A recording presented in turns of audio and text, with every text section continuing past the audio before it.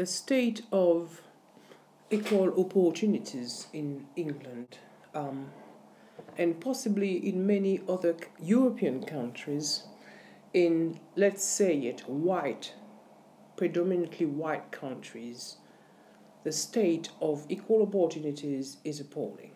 And having said that, I have no idea what it must be like to apply for work as a white person in China or in Africa somewhere or in an Arabic country. I don't know. Maybe it's the same the other way round. Having said that, what I will not abide and what I don't like is people being hypocritical about it and pretending there is absolutely no problem whatsoever.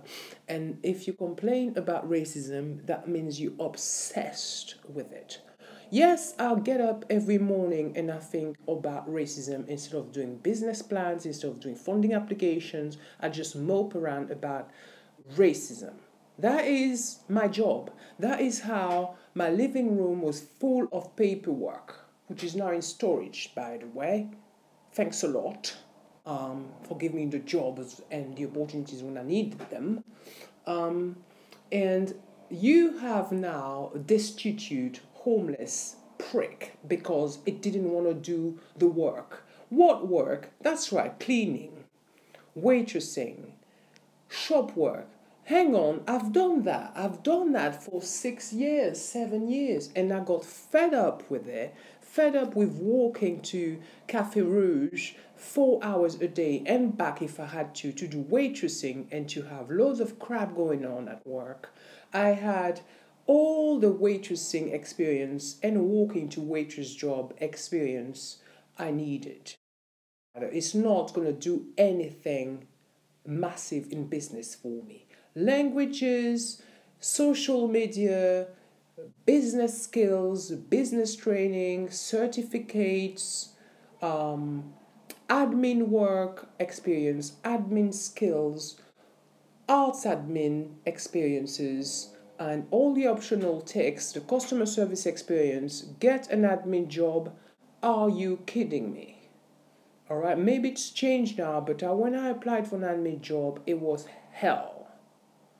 3 years applying for a job, any level of admin job in so many areas, and 300 sometimes a week job applications, email, websites like The Guardian and the Yahoo Jobs and the Standards, posting stuff. It's a mixture of applications, checking the CV. How did I get there? Oh, that's right. I started a business and, I started dating some bloke as well. So the business is lying quiet for the time being. I've got all the business and admin training, interviewing people, communicating for various levels of hierarchy. I've got various languages. I'm very hardworking and a pretty good IQ. That's not enough. It's either I'm undertrained, underqualified, or overqualified. There's always a reason. I can't even boil coffee and do printing work and go to the photocopier for 10 quid an hour. I can't do that. I can't get even an interview. That's the best thing about it. And then you're going to blame what exactly for that sort of snobbing?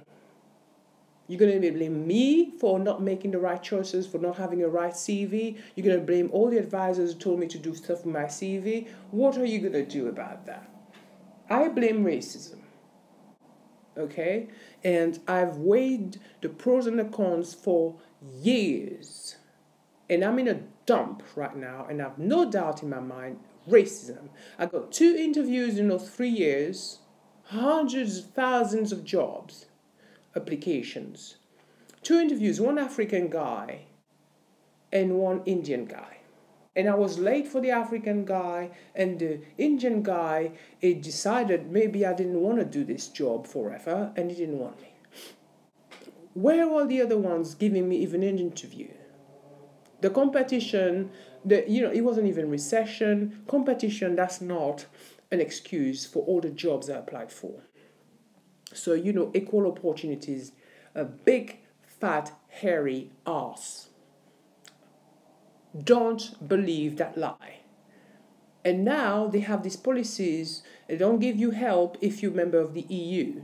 Could you have made it illegal for EU residents to come in here 20 years ago? So I didn't have to waste my freaking time for 20 years busting my ass, walking to give leaflets for my classes, organizing my whatever business I'm running, going around asking for jobs, and obviously I'm entitled to that, and then telling me I'm not entitled to have anything if I'm down on my luck and sitting and not having any food to eat. I don't have eligibility for any money, even 50 quid a week, to help me live. Basically, I shouldn't be here. I'm like an illegal immigrant. What am I supposed to do? Go pile myself up with the illegal immigrants to get shipped by to my country? Or am I supposed to find 600 quid to fly back?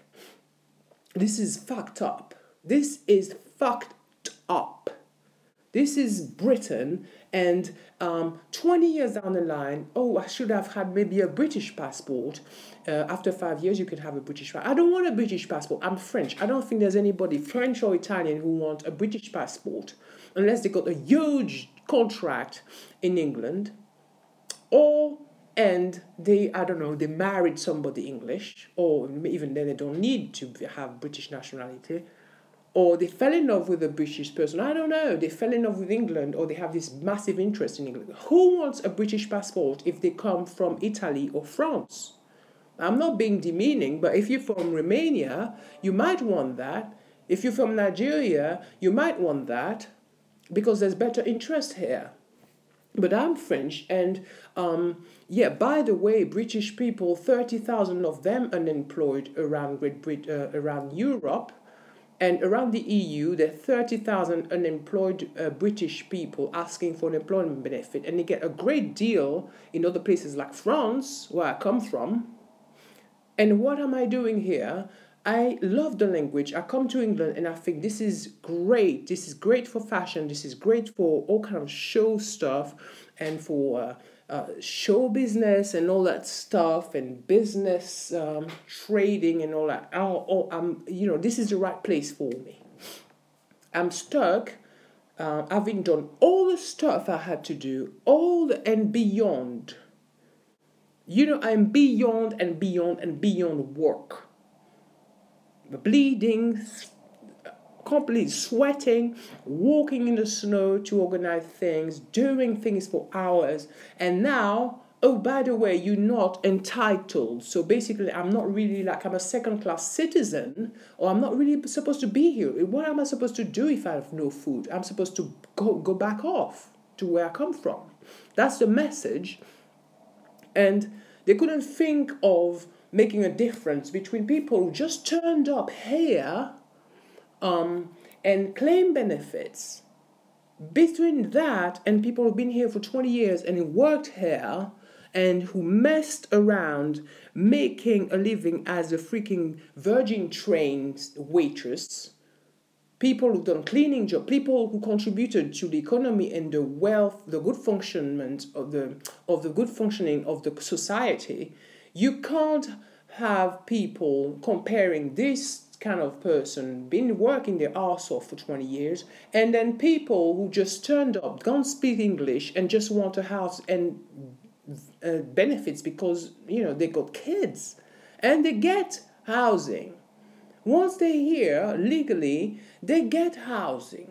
They get housing and they get food for their kids and for themselves because they got a family or because they're pregnant. I don't know how it works. So that's the new employment system. Get pregnant, have kids, produce kids, and that's your job. That's your lot. And I'm working my butt off, but I don't have kids. So how can I claim housing? Oh, I don't know. Tough chance. I might have to sleep with some ugly old bastard to get ahead in life now. That's my job. That's been my duty forever. Either I'm a cleaner, either I'm a prostitute. And then they blame people blaming racism. With all the stuff I can do excellently, there is no need for me to call it anything. It's black and white.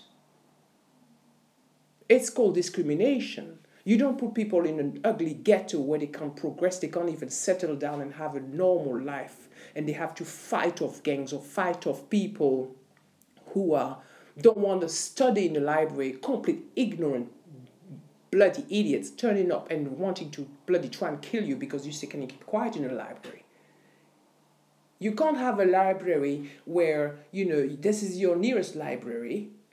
You didn't pick up that place in London. You just the nearest library with no sign that says, please be quiet. You try and tell the council that. You try and tell the library that. You put it in writing. You talk to managers for 10 years and they still don't put a sign, please keep quiet. They refuse to do it. And it's in writing. I've got it in writing. You can't do it. It's a lively space. It's a community space. It's Edmonton. Okay? So this is the kind of livelihood you have. And it stops you from actually studying. It stops you from progressing. And it's not discrimination, it's just called a ghetto because people want to call it that. It's called unfair policies. It's called apartheid, whatever the hell you call it. And this is what environment you have to live in, and it makes you regress.